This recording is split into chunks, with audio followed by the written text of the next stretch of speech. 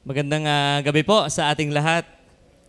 Salamat po sa Panginoon. Tayo po ay sumasama muli ngayon, ika-15 ng Hulyo, taong kasalukuyan para po mag-aral uli ng kanyang mga banal na salita. Tayo po ay nasa talakayan pa rin about sa family. And we thank the Lord na tayo ay may pagkakataon pa na malayang makapag-aral ng kanyang mga salita. Tayo po ay tumayo muna bilang paggalang sa salita ng ating Panginoon sa aklat ng ikalawang Korinto chapter 6 verse 14 hanggang verse 16. Okay, atin pong basahin sa ating mga Bible ang chapter 6 verse 14 hanggang 16. Ang akin ng translation ay Magandang Balita Biblia. Sabi po dito, huwag kayong makisama sa mga di sumasampalataya na para bang kapareho ninyo sila. Maaari bang magsama ang katwiran at ang kalikuan o kaya'y ang liwanag at ang kadiliman? Maaari bang magkasundo si Kristo at ang dyablo? Ano ang kaugnayan ng sumasampalataya sa di sumasampalataya? O di kaya'y ng templo ng Diyos sa Diyos-Diyosan? Hindi ba tayo ang templo ng Diyos na buhay? Siya rin ang may sabi, mananahan ako at mamumuhay sa piling nila, ako ay magiging Diyos nila at sila'y magiging bayan ko. So pagpalain po ng Diyos ang kanyang mga salita, tayo po muna ay manalangin. Panginoon, magandang gabi pong muli. Salamat sa inyo pong biyaya sa amin na kami nga po ay nagkasama-samang muli. Ngayong gabing ito, salamat sa maghapon na inyong pag-iingat sa bawat sa amin, sa aming kanya-kanya pong mga ginampanan. Sa inyong biyaya, salamat po ng marami. At sa amin po ngayong pagsama-sama para po mag-aral ng iyong salita, dalangin namin na kaming lahat po ay iyong kausapin. Patuloy mo kaming tulungan at turuan sa usapin po sa family. Kaming lahat po ay inyo pong i-guide mula sa amin na may mga pamilya na at sa mga bubuo pa ng pamilya sa hinaharap. Kaming lahat ay inyong kapwa pagpapalain, Panginoon. Pakigabayan niyo kami, Banal na Espiritu. Yaman kayo po ang author ng Bible. Patuloy na dalangin namin ang iyo pong pagpapaliwanag sa aming isip, ng iyong mga guidelines sa aming mga buhay. Purihin ka at patawadin po sa lahat ng pagkukulang sa ngalan ng Panginoong Jesus. Amen. Makakaupo na po ang lahat. So tayo po ay tumatalakay nga po sa pagpapamilya at napag-usapan na po ang right courtship, ang tamang panliligaw. So pinag-usapan po ang tamang panliligaw. Ikalawa po na aking naalala ay ang tamang panahon. So yan pala ay mahalaga, yung tama ring panahon.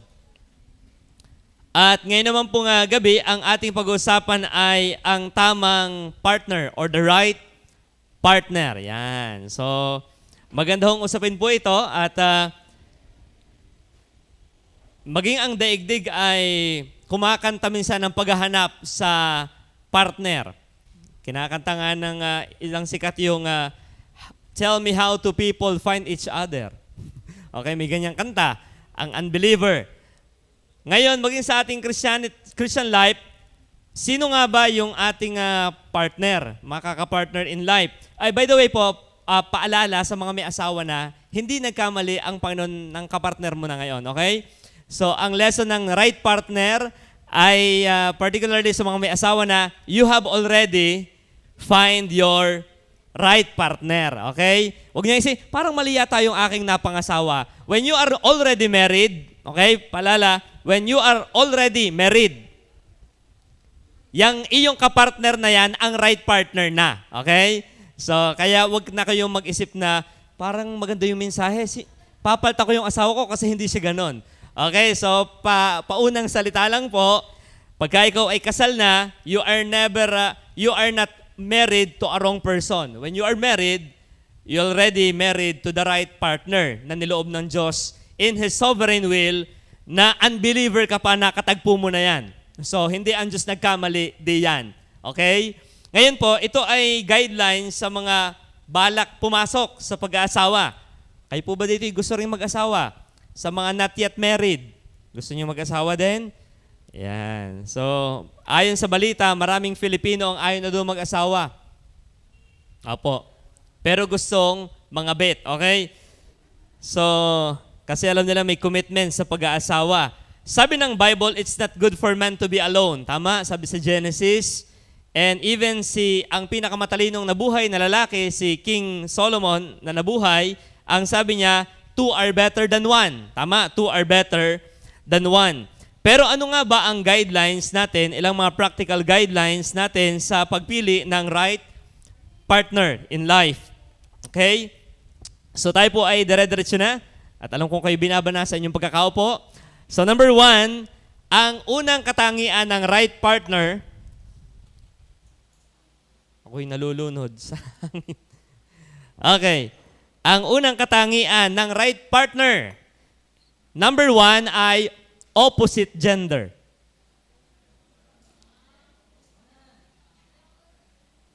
Huh? I'm stating the obvious. The right partner, biblically speaking, is opposite gender. Very basic. Anong ibig sabihin opposite gender? Lalaki at babae. Kung lalaki ka, ang partner mo dapat ay babae, at kung babae ka, ang dapat makapartner mo ay lalaki. Tama po? Very plain. Why? Tingnan po ito po ang issue nung June. Kung inyo maalala, nung June ay nagkaroon ng Pride Month. Okay? At nag-culminate ang Pride Month nung huling week ng June sa isang napakalaking kasalan sa QC. Napanood niyo po yun sa TV? Ang daming same-sex couples ang pumasok sa isang holy union. Pero ang tanong, meron ba talagang naganap na marriage doon? Looking in the Bible, tingnan po sa 1 Corinthians chapter 6 verse 9. Alam niyo, ito akin pong nais banggitin sapagkat siyempre tayo ay, alam natin ang family, kailangan dapat even ang mga nasa ganyang community ay meron silang agendang ginagawa and dapat unahan na natin. 1 Corinthians chapter 6 verse 9. Tingnan po ito. Sabi ng Bible sa 1 Corinthians 6:9, at ito'y malimit na nating napapakinggan, ang sabi ng Bible sa verse 9, hindi niyo ba alam na ang mga makasalanan ay walang bahagi sa kaharian ng Diyos? Huwag ninyong dayain ang inyong sarili. Ang mga nakikiapid, sumasamba sa Diyos-Diyosan, nangangalunya, nakikipagtalik sa kapwa lalaki o kapwa babae, nagnanakaw, sakim, naglalasing, nanlalait ng kapwa o nandaraya, ay walang bahagi sa kaharian ng Diyos. Why we are saying na ang tamang partner in life should be opposite gender? Tingnan po ang definition ng World Health Organization sa term na gender. Ngayon, sa panahon ng mga tatay, ng mga titalina, ng time namin, pag sinabing gender, very clear. It talks about binary.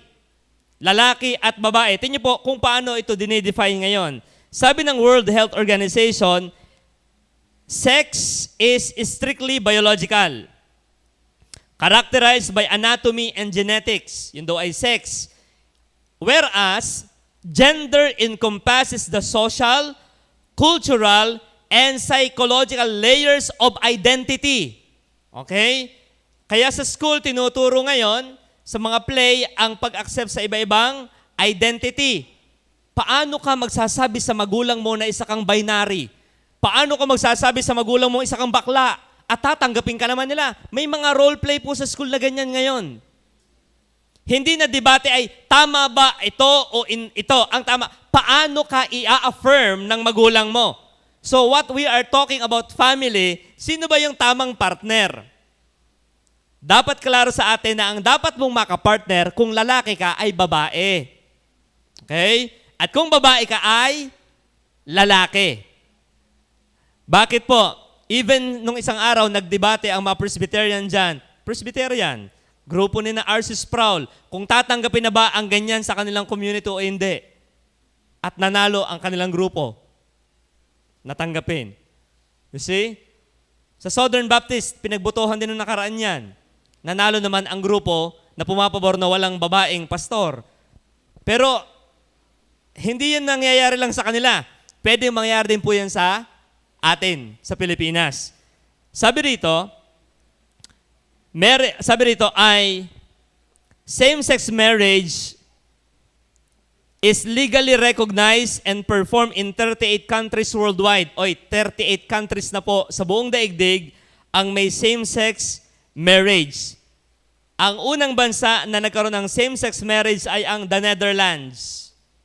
Yan. Kaya kung gusto mo makasal, punta ka sa Netherlands. 2001.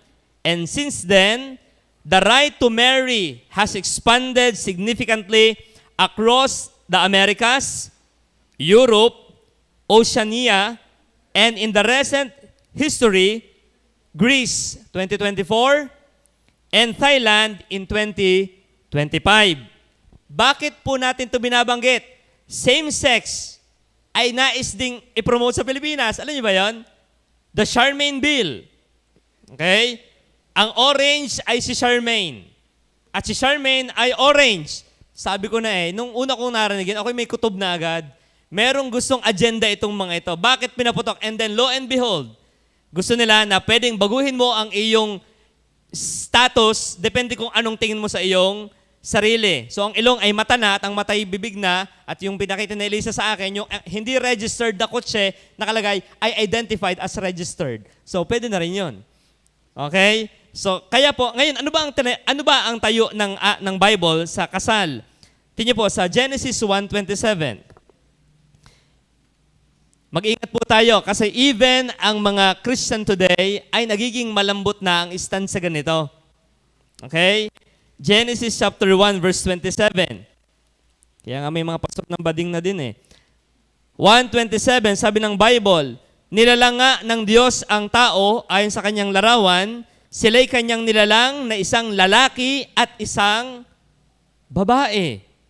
Niliwanag po yan sa chapter 2 din ng 21 ng Genesis. Ang sabi ng Bible, kaya't pinatulog ng Panginoong Yahweh ang tao, samantalang nahihimbing, kinuha niya ang isang tadyang at pinaghilom ang laman, at ang tadyang na ito'y ginawa niyang isang babae. At dinala niya ito sa lalaki at sinabi ng lalaki, sa wakas, narito ang isang tulad ko, laman ng aking laman, buto ng aking buto, babae ang itatawag sa kanya, sapagkat sa lalaki siya kinuha.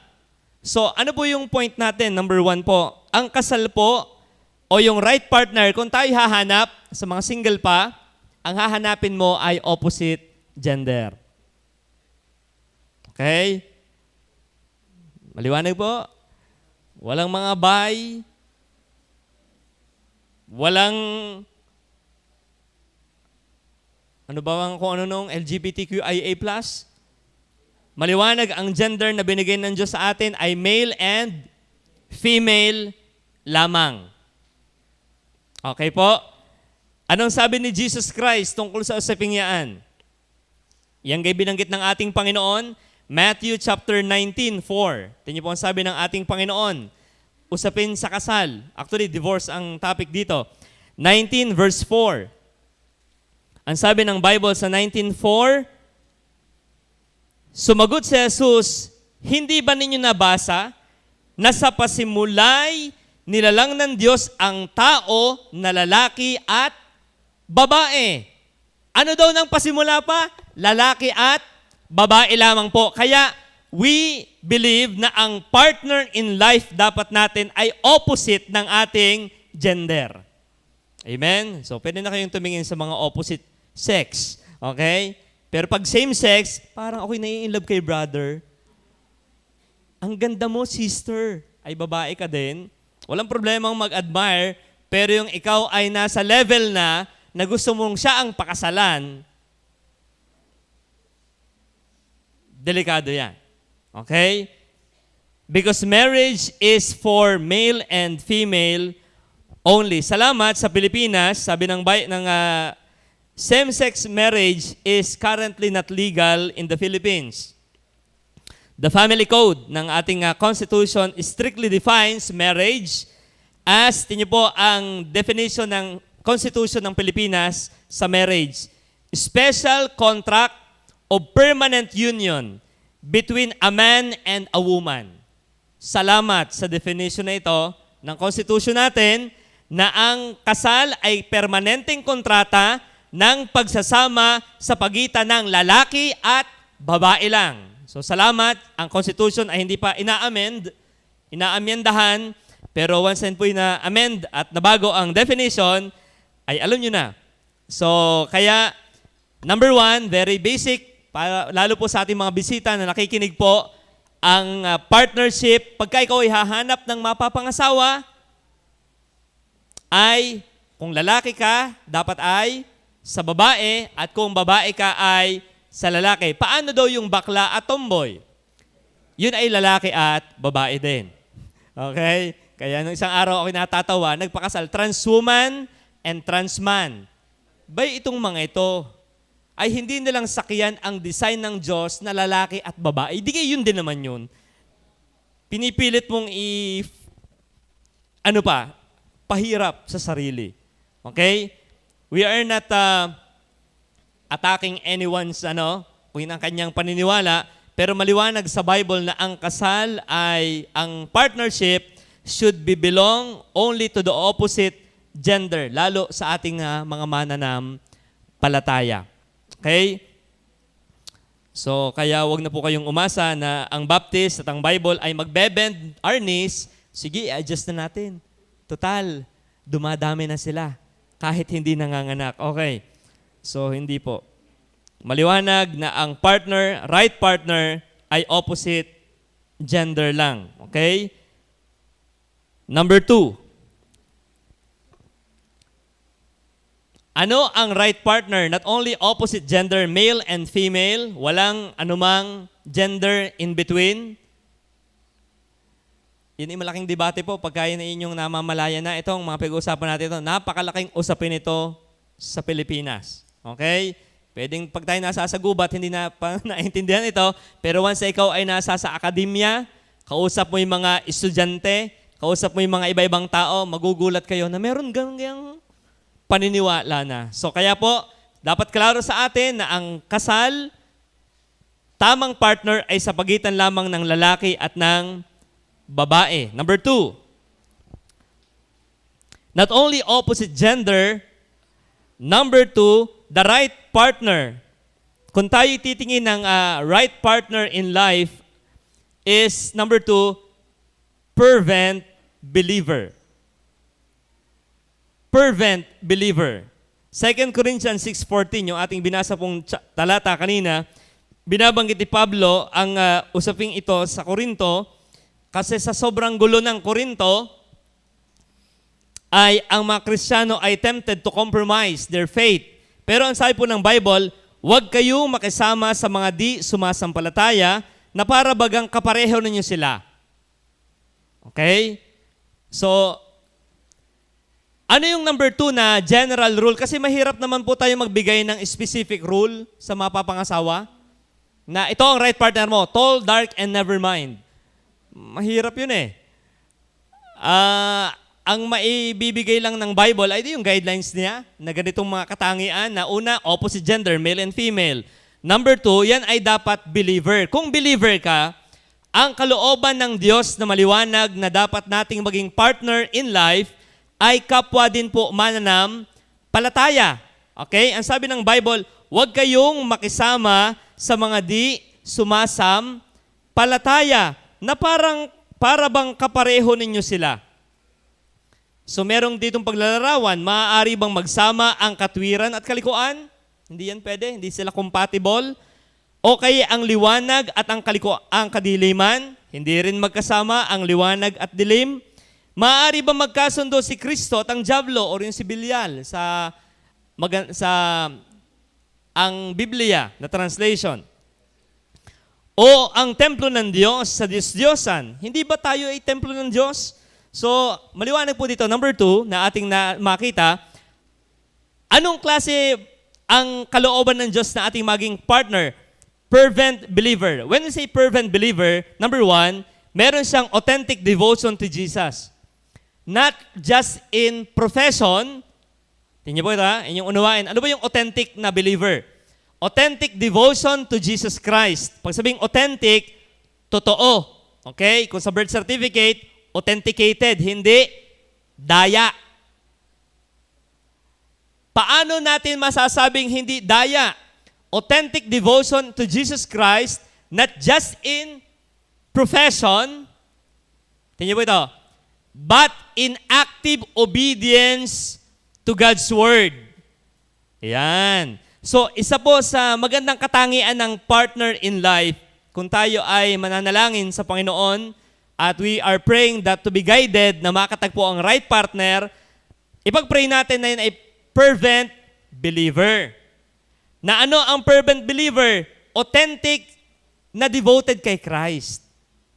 Hindi yung hopelessly devoted to you. Di ba may ka na yan? Hopelessly devoted, not to Jesus, but to you. Okay? Kaya ito medyo mahirap ito. Lalo sa stage, sa estado ng courtship, mahirap itong i-determine kung ang devotion niya ay kay Jesus o sa'yo lang. Medyo mahirap ito.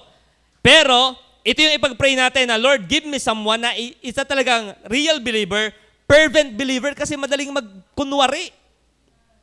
Lalo pag nagliligawan pa, ay siyempre, pakitang gilas lahat. Pasikat. Fervent siya. Ay nung nasagot na, tapos na ang pagpapanggap. Nanawaan niyo po yon? Lalaki o babae, ganyan yan. Kaya po, number 1, nating under ng fervent believer, he should have authentic devotion to Jesus, not just in profession, but in active obedience. Yun yung mahalagang salita doon eh. Active obedience to God's Word. Hindi yung kaya active, malimit kang mag-request sa Kanya. Pasuyo naman, brother, kaya ang active mo. Kasi hindi God's Word, kundi request ni sister. Request ni brother. Kaya nung wala ng utos, hindi na nakilos. Ang real believer, you are obeying God's Word. Hindi yung, nandyan, nadyan. Ay, nadyan, nandyan. Oh, hawak ang tambo. Linis. Ay, nung wala na, pakitang tao lang. Dapat authentic. You are obeying God's Word. Salita ng Diyos. Okay? Kaya miski busted din ka, okay ka lang. Iiyak ka ng kaunti, pero nadyan ka pa rin. Nanohan niyo yun? Kaya miski kinadeny, nandyan ka pa rin. Bakit? Authentic devotion to Jesus Christ. Pero pag hindi kay Christ, hindi sa kanyang word, at dinanay mo yan, halata mo na yan eh, na ang kanyang devotion is not to Christ, but to you. At yan ang napakadelikadong mangyari na wag nating ipanalangin tayo i-idolize ng sino man. Dapat miski wala ka, maglilingkod yan. Hindi yung very dependent sa'yo, kaya dito. Huwag. Dapat hindi natin i-focus ang ating buhay sa pedestal, kundi si Kristo pa rin. Kaya miski tayo mawala na, nadyan pa rin sila. Ayun, nung nawala, nabasted, wala na rin. Okay? So kaya, ano ba yung believer? Kuya Henry, believer naman na rin katabi ko eh. Tingnan ko kung authentic. Baka ototic lang yan. Hindi authentic. Authentic devotion in active obedience to God's Word. Yan. Kaya mahalaga po yung wala mo nang sabihan ng damdamin. Para na-observe mo talaga ang kanyang tunay na ugali. Kasi siyempre, tayong mga lalaki, pakitang tao tayo eh. Pag nandiyan babae, talagang ipapakita lahat. Ang babae, ganun din naman. Pag nasip-sip sa ko, kaya namin dahan-dahan. Pero pag nasa bahay, 1.5 liter, nilalaklak niya lahat. Hindi mo tuloy makita ang authentic. Nakatas ang papa pag nakain. Pag nasa church, hindi ko malimot yung kutsara. Hay, hindi mo makita yung authenticity. Okay? Kasi may barrier na eh. Kailangan ko ipakita ako yung mano rito. Gentleman, pero galgal ka taman talaga pag wala siya. You see? Kaya halaga na ang devotion is to Christ. Kaya miski walang nakatingin, tuloy ka lang sa ginagawa mong tama. Yan ang fervent believer. Authentic devotion to Jesus, not just in profession, but in active obedience to God's Word. Yan. Number 2, na ibig sabihin ng fervent believer, aligned reflection to Christ and the church. Kaya po ito, very, very important ito. Not only yung opposite gender, Ay opposite gender nga. Kaso, unbeliever. Bakit ga tayo lagi nag-e-emphasize na dapat believer ang iyong ligawan? Bakit believer dapat ang iyong makapartner? Kasi alam niyo po, ang kasal, hindi lang yan pagpapadami ng anak. Hindi lang yan may makasama ka sa higaan. Hindi lang yan parang may makatabi ka at maka-holding hands. No! Alam niyo ang lalim ng kasal eh. Because you need to reflect Christ and the church in your marriage. Malalim yan. Very deep ang ibig sabihin ng pag-aasawa. It is reflection of Jesus Christ and the church. Ano ba ang church? A body of believer. Paano mo may display ngayon yan? Kung ang kapartner mo ay unbeliever. Kaya very important po yan. Hindi yan bawal, daming bawal. Biga babawalan ako'y nagmamahal. Hindi nga Pagka Kristiyano tayo, meron tayong mas malalim na isip bakit tayo pumapasok sa relasyon. Meron tayong nais i-display. Anong display? Hindi PDA. Public display of affection. Kundi, meron kang nais i-display. You want to display Christ in your relationship and the church. Ay, yung iba yung gustong gayahin ni Sina Taylor Swift na nagpakasal sa MGM. Alam nyo, malalim, lalo sa yung mga binata't dalaga pa, ang pagpapakasal po talaga, it's a reflection of Christ and the church. Pupunta natin mamaya. And number 3, bakit mahalaga na fervent believer? Okay, ano ba yung fervent believer? Authentic ang devotion kay Christ, na nakikita sa God's Word, obedience. Then, aligned reflection to Christ and the church. Sinong nais i-display sa relationship? Kaninong relationship ang ipapattern sa buhay ng mag-asawa pag nag-partner na? Gagayahin yung napapanood ng mga sikat na YouTube na partner na naghiwalay na. Yung mga Korean na naghiwalay na after many years of relationship. Kaya maraming nalulungkot ng isang araw. Ang tagal nila, naghiwalay. Kasi sinusubaybay na dapat ganito ang aming love life. Sino ga ngayon? Nakalimutan ko ng pangalan Si Mugo-Mugo, hindi ko na maaalala. Number 3, tingnan po, bakit fervent believer ang mahalaga? Number 3, ito pa yan Sabi rito ng Bible, ng point natin ay adherence to eternity, not just on earthly pursuit. Bakit fervent believer dapat ang inyong maka-partner sa mga wala pa pong asawa dito? Tiyakin kasi natin ng ating makakatuwang, yung adherence ay adhesive, parang rugby, parang mighty band, adhesive. Dapat ang maka-partner mo is someone na ikaw ay magkakaroon ng adherence o pagkapit sa mga bagay na pang walang hanggan, higit sa mga bagay na pansamantala. Nasundan niyo po? Bakit dapat believer, Kuya Henry? Ay gwapo naman, mabait din naman, matalino naman.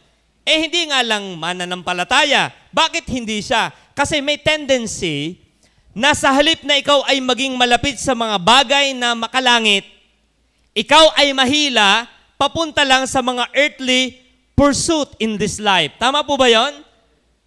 Tama yon. Lalo kung ikaw ay babae at ang kapartner mo ay unbeliever na lalaki, saan ka niya dadalhin?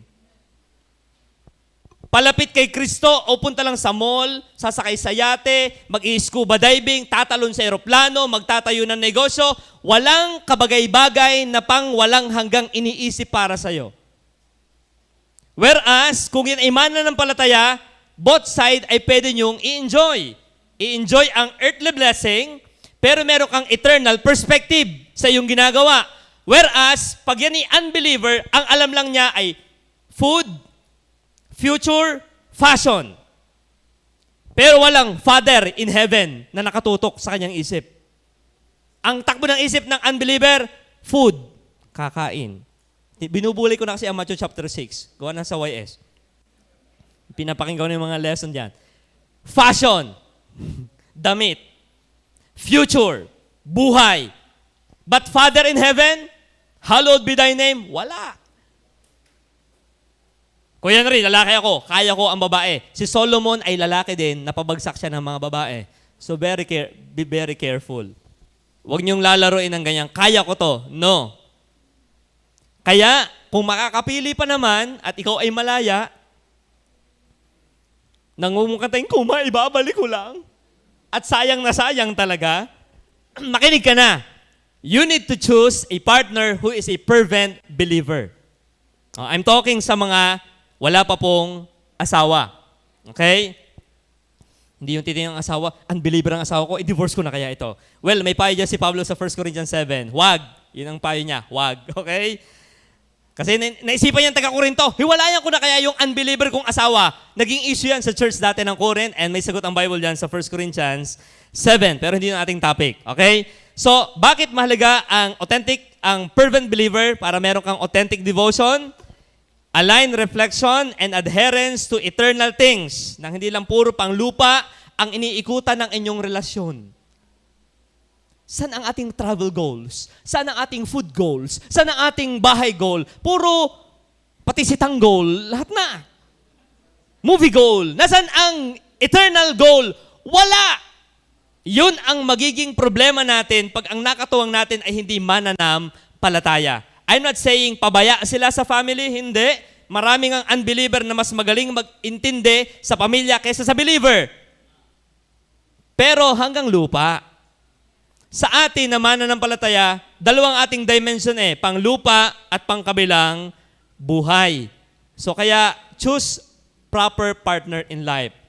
Fervent believer. Halimbawa ng naging matatagumpay ang love life sa Old Testament kasi same ang kanilang faith, common believer. Halimbawa, tingnan nyo, ilagay muna dyan sa unahan. Marami po ito Si Abraham and si Sarah. Okay? Si Abraham, kilala natin. Si Sarah, kilala natin. Both believer of God. Matagumpay ang buhay. Number 2, Isaac and Rebecca. Both lineage ay maka-Diyos. Maging maayos ang kanilang love story. Okay? Next, Jacob and Rachel and Bilhah and Zilpah and... Okay. Hindi ko na po isinama yung iba niya naging kabit. Ang tinutukan ko na lang ay yung original na asawa niya, ang kanyang talagang mahal, kasi ipinain naman si Leia nung gabi. Yan ang problema pag walang solar power. Okay? Hindi niya makita. Iba pala to. Okay? But ang maliwanag ay si Jacob and Rachel. Okay, dumaan sa lineage sila ang Messiah. Sino pa? Halimbawa ng fervent believer ang couple. Nagkatagpo si Amram at si Jochebed. Kilala niyo si Amram? Daddy ni Moses. Si Jochebed ang kanyang mami. And look at the life na nabuo nila. Parehas Hebrew believer. Sa kanila dumaan si Moses naging savior ng Israel during Exodus time. You see, the power of a power couple. Why? Both of them are believer. Na meron silang perspective na hindi lang magpadami ng anak. They have eternal goal na ang batang lalabas sa atin ay magagamit ng Panginoon for His eternal benefit, eternal kingdom. And lastly, sa Old Testament, si Boaz and si Ruth. Okay? Diyan dumaan naman si David, na dinaanan ni Solomon, na dinaanan ng lahi ni Jesus Christ. So, ang punto, yung mga couple na ang nakatagpo nila ay believer din. They are not perfect, pero dumaan ang magandang relasyon sa kanilang mga buhay. Hindi ko na lang nilagay si Samson at si Delilah, hindi kasi magandang halimbawa. O kaya ay si Ahab at si Jezebel, very good ang kanilang mga buhay. Okay? Yun yung mga mananampalatayang pumartner sa unsaved. At naging pangit ang record ng Bible. Ang tinutukan ko na lang muna yung magaganda. Sa New Testament naman po, halimbawa ng partner din na fervent believer, parehas. Kilalang kilala natin, Joseph and Mary, Luke 1:27. Both of them are believer. Di ba? Parehas mananampalataya. Na lalaki at babae ha. Muli, lalaki at babae. Wala kayong makikita diyang parehas na si Abraham at si Aham. Walang ganon. Joseph and Mary, yung daddy at mommy naman ni John the Baptist, Zechariah and Elizabeth, both of them are fervent believers. Example pa, number 3. Si Peter, iniisip ko ang asawa ni Peter, baka Petra, hindi ko alam eh. Okay? Pero may sabi si Jervis yung isang araw sa akin eh, anong pangalan ng asawa ni Lot? Si Pilar. Kasi siya daw yung naging pillar of salt. Pilar. Kaya salamat sa karunungan ni Brother Jervis. Si Pilar. Okay. Wag na nga. Wala po yun sa outline. Okay. So Peter and his wife, Mark 1:30, nagkasakit ang biyanan ni Pedro at pinagaling ng Panginoon. At naglingkod ang kanyang biyanan sa ating Panginoon. Hindi binanggit yung asawa, pero may biyanan. So may asawa. Acts 18:2, binanggit din po diyan ang mag-asawa na partner ni Paul sa ministry. Si Aquila and si Priscilla. Acts 18 verse 2. Anong ating makikita po dito? Tingnan nyo, lahat ng recorded sa Bible, may huli pa pala, si Andronicus and Junia. Okay? Kapatid ni Julia. Si Andronicus at saka si Junia, isa sa binati ni Apostle Paul sa Romans 16. Si Pablo kasi marami siyang kapartner sa ministry. And lagi niyang binabanggit sino yung mga nakatuwang niya sa gawain ng Panginoon, sa kanyang mga greetings.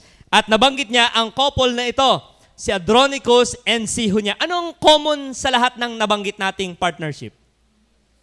They are both believers. Hindi lang believers, they are fervent. Ano yung fervent? Parang nilalagnat, mainit.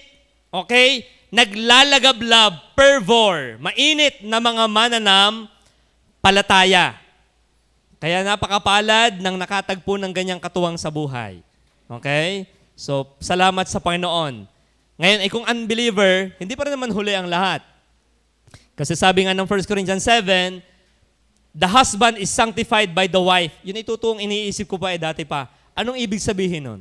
That the husband is sanctified by the believing wife, kaya wag daw hihiwalayan ang unsaved mong asawa, Tita Joy. Okay? Kasi the husband is sanctified by the wife.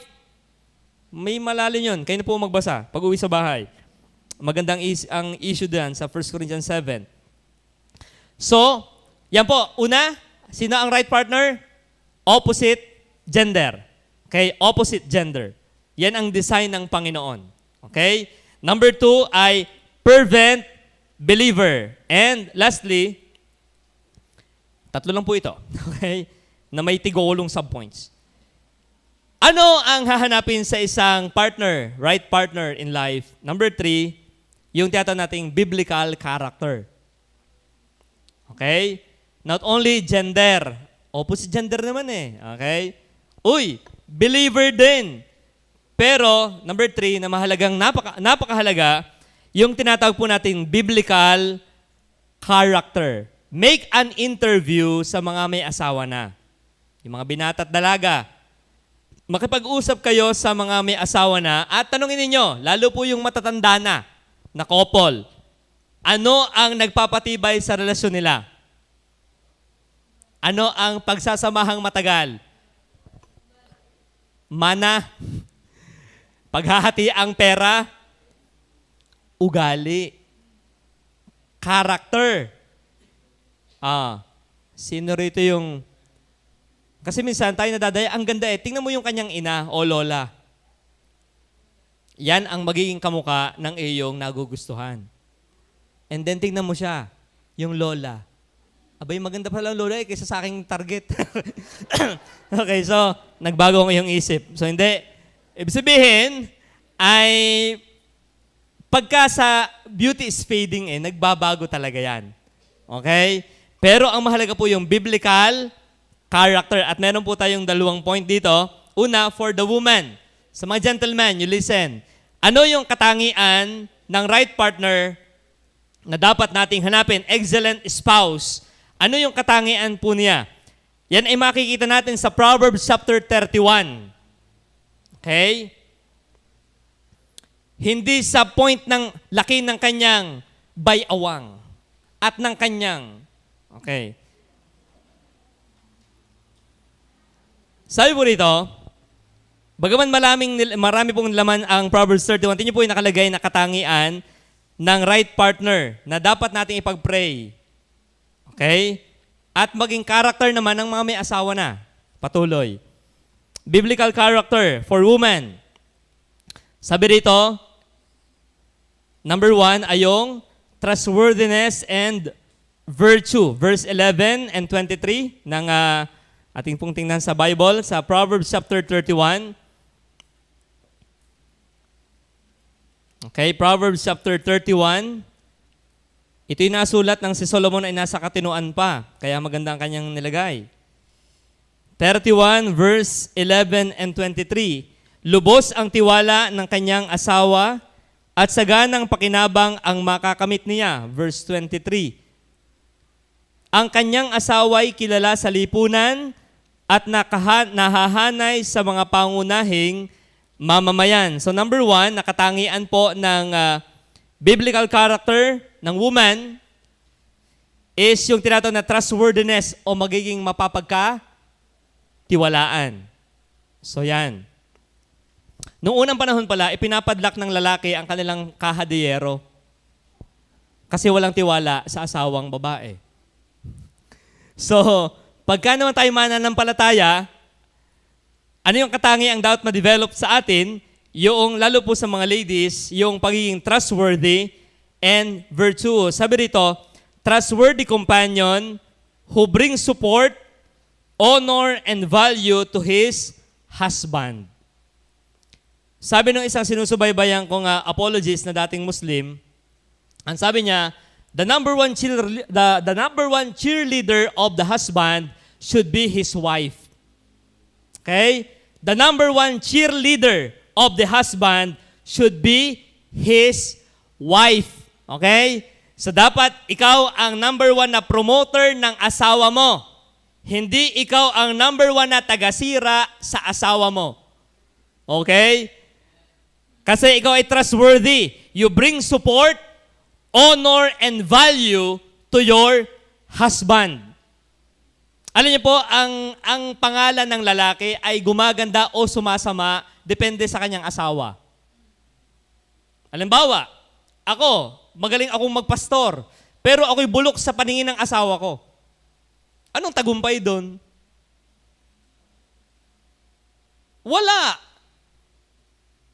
Why? Kasi pwedeng pahangain ang kongregasyon, pero mas kilala ako ng aking asawa. Naunawan niyo po yon? Kaya kung meron mag-o-honor sa husband, it should be the wife. You honor hindi yung, alam mo, ang asawa ko, pag sa anghit ng kilikili, ikaw pa ang nagkakalat sa madla ng kanyang kapulaan, hindi tama yon. Both side, ganun yun. Kasi, sabi rito, dapat ang babae is trustworthy at may virtue.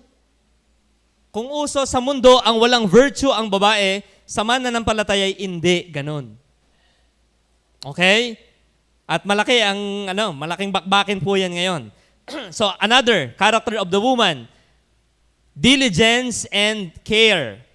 Sabi sa verse 12 ng Kawikaan 31, sabi ng salita ng Panginoon, pinaglilingkuran niya ang asawa habang sila'y nabubuhay, pawang kabutihan ang ginagawa at di kasamaan.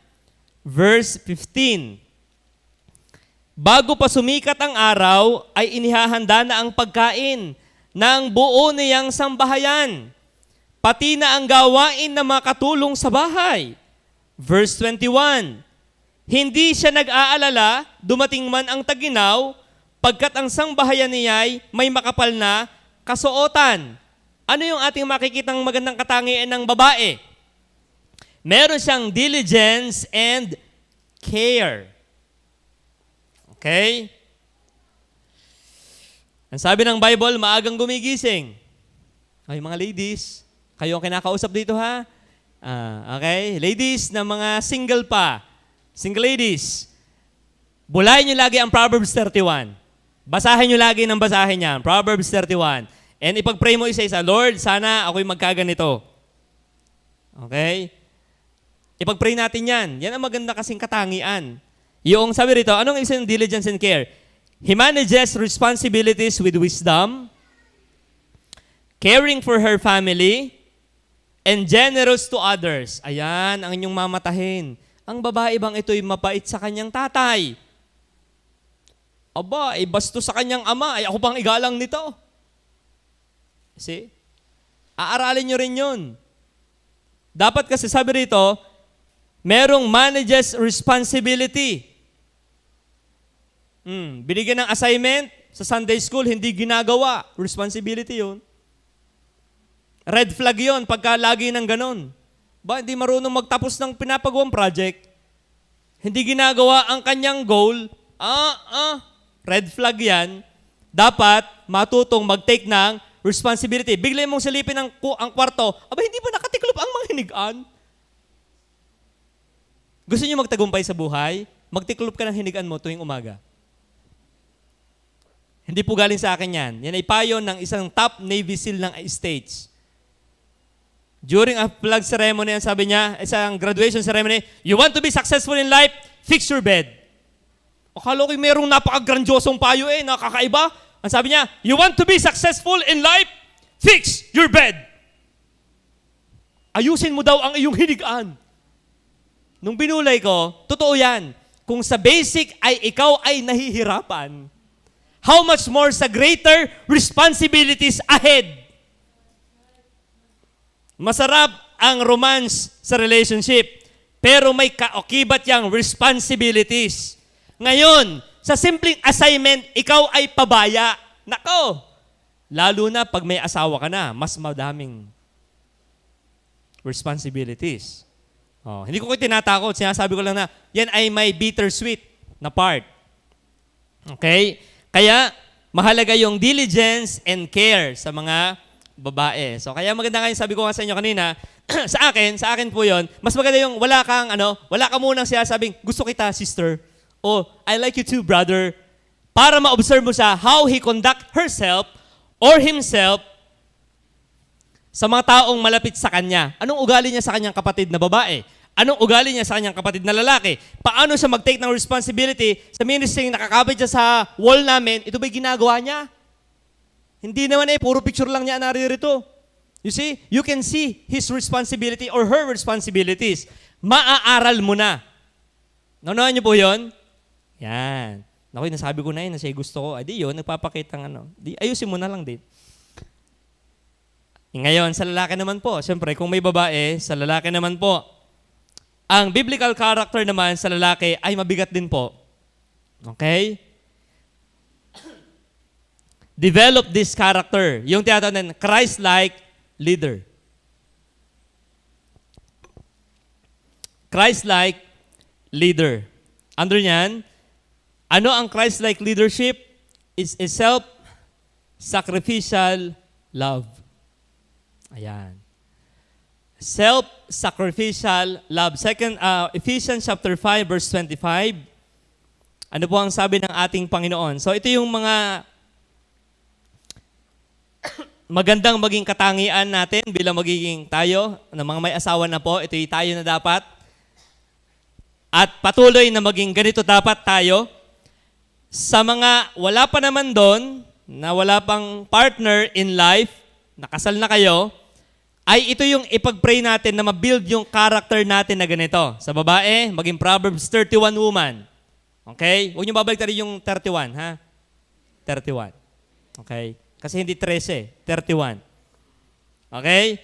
At sa lalaki naman, mabigat din po. Tingnan yung sabi sa Bible, mga lalaki, ibigin ninyo ang inyo-inyong asawa. Okay? Hindi mga asawa, inyo-inyo lang. Gaya naman ni Kristo na umibig sa iglesia, na ibinigay ang kanyang sarili dahil sa kanya. Nabanggit ko po kanina, ang kasal ay reflection. It's a mirror. You are mirroring what? As a couple, ano yung goal natin? Magkaroon tayo ng business, bahay, bakasyon, bakasyonan. Ano ba ang dapat i-reflect sa isang relationship? Yan The relationship between the church and the Lord Jesus Christ. Paano ang gagawin daw nating mga lalaki? Self-sacrificial love. Serve, protect, and cherish the wife modeled after Christ. Kaya mabigat ang responsibilities, ang hamon po ng pagiging partner being a man. Okay? Ano yun, magpapamacho tayo, magpapalaki tayo ng mga abs at yan ang lalaking lalaki. Hindi. Sa Bible, ang talagang pagiging lalaking lalaki ay ito. You are willing to lay down your life for your wife. Kaya mabigat po yan. Okay? Pero masaya yan. Okay? Kaya yan po ang sa lalaki, self-sacrificial love modeled after the Lord Jesus Christ. Colossians chapter 3 verse 19. Ano po ang sabi rin ni Pablo sa mga taga-Colosas? Same ang tinatalakay niya, 3:19. Ang sabi niya, mga lalaki, mahalin ninyo ang inyong asawa at huwag kayong maging malupit sa kanila. Sa ang balita, magandang balita sa ang Biblia, mga lalaki, ibigin ninyo ang inyong asawa at huwag kayong maging mapait sa kanila. Okay, mapait. Balik rin yung P, gawing B. Dapat ay kayong maging mabait, huwag maging mabait. So, ano ang right partner? Not only opposite gender, fervent believer, but merong biblical character. At ito po yan. Kaya sabi po natin, meron ba talaga akong matatagpo ko Henry ganyan na? Wala. Wala. As in, nadudo na siya sa ganyang state? Wala. Wala pa. Kaya nga, right partner doesn't mean perfect partner.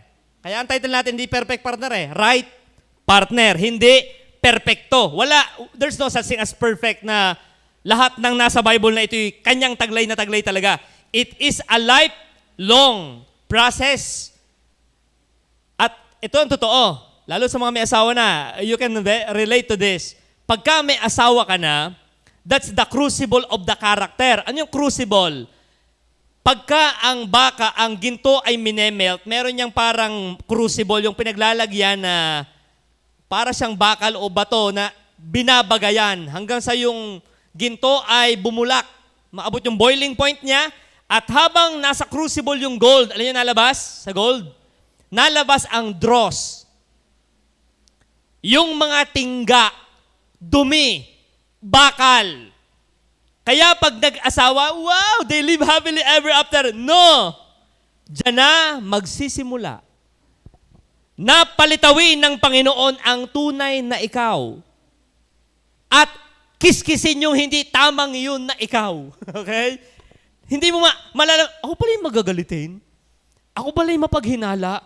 Ako pala yung tampuhin. Ako pala yung busayak sa pera. Diyan mo madidiscover yan. And along the way, ichichisil ka ng Panginoon into a Christ-like character. Hindi yung isip ako, nung ako nakasawa, hindi gayon. Lalabas nga lalo yung ating mga old nature dyan eh. And then, habang nalabas yan, kailan masasabing okay na ang isang bagay? Pag yung tiningnan daw ng goldsmith na nakikita niya na ang kanyang muka doon sa tinunaw. Okay, kailan malalamang okay na ang gold na tinutunaw sa crucible? Pagka tiningnan ng silversmith, nakikita niya ang kanyang muka. So, gaano katagal ang process na ito? Lifetime yan. Okay? Naaayusin tayo ng ating Panginoon. Lalo po sa mga may asawa na. It's a lifelong process. Not only self-sacrificial love, but courage and conviction. Ano sabi ni Joshua 24:15? Mili kayo, but as for me, and yung huling part, ang sabi niya, ngunit sa ganang akin at aking sangbahayan, maglilingkod kami sa Panginoon. It takes courage to do that. Okay? So, nagkakabiruan lang minsan yung pagiging undressed ng lalaki. Sino ka nagkwento nung isang araw? Lahat ng mga under ng asawa, come forward. Di ba? Sabi. Merong hindi umalis sa upuan. Sabi nung para, di kay under ka din. Sabi ni Mrs., huwag daw akong aalis. Okay? Talagang hanggang doon ay daladala. Okay? Nagiging biruan yan. Nagiging cliche. Pero alam niya, hanggang doon lang yun. In the reality, sa bahay, the father should take the courage to lead. Okay? And to shape the conviction of the family. Hindi dapat ang ina. Katuwang siya. Pero ang initiative to take courage and to build conviction is the man. Lalaki. Kaya kung meron talaga nagpapagaling sa doktrina, hindi Bible student, ikaw na lalaki. Opo, ikaw na lalaki. Why? You will shape the conviction of your family. Ikaw. Yan ba'y magiging Arminian o Calvinist? Yan ba'y Gracian o self-centered theology? Tayong mga lalaki po dyan. Okay? Actually, ang tunay na nagpapastor pag Sunday si pastor. Pero every day, ikaw na lalaki, ako na lalaki, ang dapat nagpapastor sa ating kanya-kanyang mga pamilya. So kaya napakahalaga po nito. So kaya isa sa magandang katangian ng partner in life, kung lalaki ang iyong tinitingnan, siyempre babae ka ay yung may leadership. Christ-like leadership. Na ano ang Christ-like leadership? Siya ay may self-sacrificial love, siya ay may courage and conviction. Okay, mahalaga yun ha? May courage and conviction. Protect his family and secure a loving home. And lastly, ito naman po yung dapat katangian ng parehas. Both. Number 1, ito yung mahalaga talaga. Number 1, yung under ng both na katangian ng lalaki, ng partner, na right partner natin, na dapat ipag-pray o dapat na ma-develop tayo kung tayo nasa isang married situation na, married life na. Commitment and endurance. Ayan. Laging naririnig natin mula sa ating pastor, ang pag-asawa ay hindi tulad ng kaning isinubo na nung malaman mong may uod ay bigla mong iluluwa. Okay, iba yun. Na pagka ikaw ay napaso ay iyong iluluwa. Tingnan po ito. Pakinggan nyo to ha. Pakinggan nyo ang kanilang mga salita. Look at this. Ano yung may commitment at endurance? Not always threatening to walk away when there is disagreement. Finish the project they start. Ito ha, delikado tong ganitong mga lalaki o babae. Yung lagi nagbabala, di ako ilalayas na. Maghiwalay na tayo. Laging ang kanilang gustong gawin, pag may problema, ay maghiwalay na. Oy, hindi yan ganyan. So, hindi yung, ay di wag na, wala na pag-asa. Teka, you need to develop commitment and endurance. Ba't may word na endurance yan? Kasi hindi laging romance ang buhay may asawa. Pag sunod-sunod na ang pagbabayad ng kuryente, ng tubig, ng matrikula, mga anak ang asawa, may sakit ang anak, may problema sa mother-in-law, sa father-in-law, the pressure is on. Patay kang bata ka pag ang gusto mo lagi, alis na lang ako. You need to develop commitment. Kaya nga ang halaga na tuwing umaga nagtitiklop ka ng kumot mo at ng unan mo na dyan pa lang sa simpleng pagbangon mo pa lang, may na-accomplish ka ng natatapos. Sinasanay mo na sarili mong hindi ka naalis na nakakalat yan. Pinapractice mo na sarili mong magdisiplina na may commitment ako. Dapat ko itong gawin. Kaya napakaganda na may mga ministry sa simbahan. Isa yan sa observable na pwede mong mating na, mula noon hanggang ngayon, ito'y naririto pa. Mukhang ito'y, hindi ko ito gusto ko yung backslider. Iba pa rin talaga ang nasa isip eh. Okay? So, hindi ganon. Yung may, ma-observe nyo naman yan eh. Yan.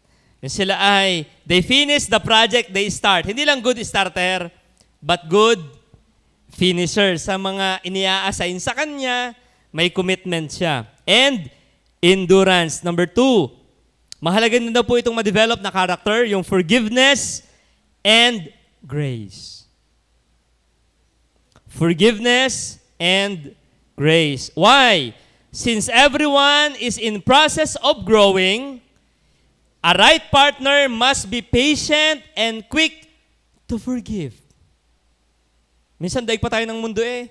Sabi nung kanta ng sanlibutan ay, I must forgive you, you must forgive me, da-da-da-da-da. Tama na, hanggang doon lang. Merong gano'n eh, may kantang gano'n? Mahalaga po ito, matuto na habang single pa, ikaw ay marunong nang magpatawad at maging gracious. Dahil, pag naging asawa mo na yan, habang buhay mo na yan, kailangang patawarin at kailangang bigyan ng biyaya. Both side yan. Kaya sabi rito, ito ay relational skills na mahalagang matutunan din po. Bilang may partner na at magiging right partner, yung forgiveness and grace. Okay? So mahalaga yan, yung forgiveness and grace. Bakit? Wala namang mag-asawa or magka-partner na parehas perfect. Tama? Kaya ang halaga ng halimbawa, nagkasigalot, anong gagawin dyan? Ay dapat talaga meron diyang unang lalapit. Yayakap mula sa likod, Tito Sergio. I'm sorry, my love. So sweet. You see? So wala pang asawa. Dapat ikaw ay mapagpatawad sa kapatid mong nakababag mo. Sa daddy mo na nakaalit mo. Pangit na mag-aasawa kang kagalit mo ang magulang mo. Dapat bago ka mag-asawa, be sure na you reconciled with your father. You ask forgiveness kung meron kayong hindi okay na relationship. Dapat nagpa-practice na tayo ng forgiveness and grace kasi lalong kailangan yan pagka ikaw ay may asawa na. Okay? Forgiveness and grace. And lastly, humility over arrogance. A right partner rejects the cultural definition of pride or self-seeking independence. So, we need to develop humility over arrogance. Ano ang katwiran ng sa mundo? Di kung ayaw mo, ayaw ko din. Bahala ka sa buhay mo. Yan na, sa daigdig. Pero ano sa Christianity? We need to take humility over our arrogance. Lalo pagka tama ka at mali siya. Alam niyo, minsan may pagkakataong ikaw ay tama, pero ikaw ay kailangang, parang ikaw ay nagdadrive ng sasakyan. Kuya Riwel, nakamotor tayo, may dump truck, nasa right lane ka naman eh. Pero siya pumasok, sabi mo, ako nasa tama, di tayo banggaan. You can be right, but you can be wrong. May time na you need to, yung ating arrogance, ako ang lalaki, ako ang tama. Kung tama naman nga siya, you need to, choose the path of humility. Ang babae naman, ikaw talaga ang mali, you need to not choose the path of arrogance. Kaya ito po yan Kaya ang conclusion natin, right person is not the same as being perfect person. So wala tayong makikitang perfect yung biblical character pa sa mga buhay. Pero ang tiyak, pwede tayo may makitang opposite gender. Okay, check. Opposite gender yun. Okay. Yung nanliligaw sa akin, katulad ko, hindi yung pwede. O yung nakakrasan ko, katulad ko, X na agad yun. Opposite. Believer din. Fervent. Nakikita ko lagi, active. Pero meron pa ding mga underlying character na dapat pang ma-develop. Ito po ay, sa mga may asawa na, ay applicable pa rin to sa atin. At sa mga papasok pa, patuloy din natin itong ipag-pray na ma-develop sa atin yung mga biblical characters. Sa babae, to be Proverbs 31 woman. At sa lalaki naman ay to be like the Lord Jesus Christ. How He treat His church. So tayo po yung manalangin.